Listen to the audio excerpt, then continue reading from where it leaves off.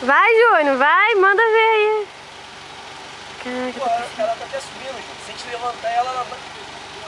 Ih, não vai deixar assim não. Não, porque tá indo pra trás. É, E o fio? Só não é ela, porque ela pode vir pro carro. Vai, entendeu? o que eles estão querendo fazer? Puxar pra trás pra Pois é, Júlia, por que... Aqui, só com a lema do carro. Tá, mas... Se a gente levantar ela sobe lá pro outro lado. A porta aí, hein, Júnior?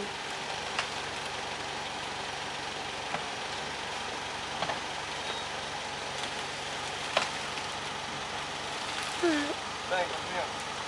Ah, tá, vai puxar ela assim. puxar pra lá pra ela cair pra cá. Você vai ficar, meu Deus, esse filme. Olha ela lá, que ela vai pôr nessa...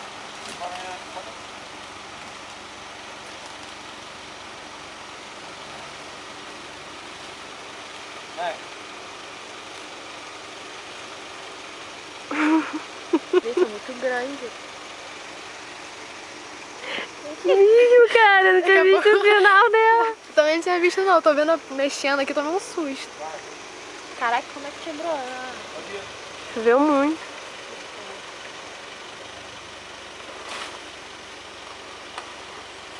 Felipe, sai daí, esse tronco tá indo pra aí.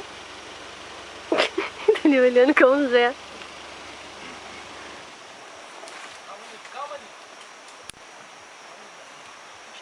Tem que ser devagar na cautela.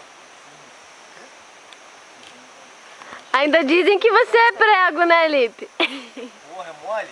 Brincadeira, hein?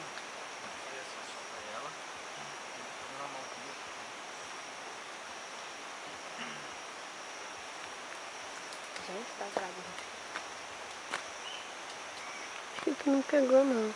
Porra, eu aqui.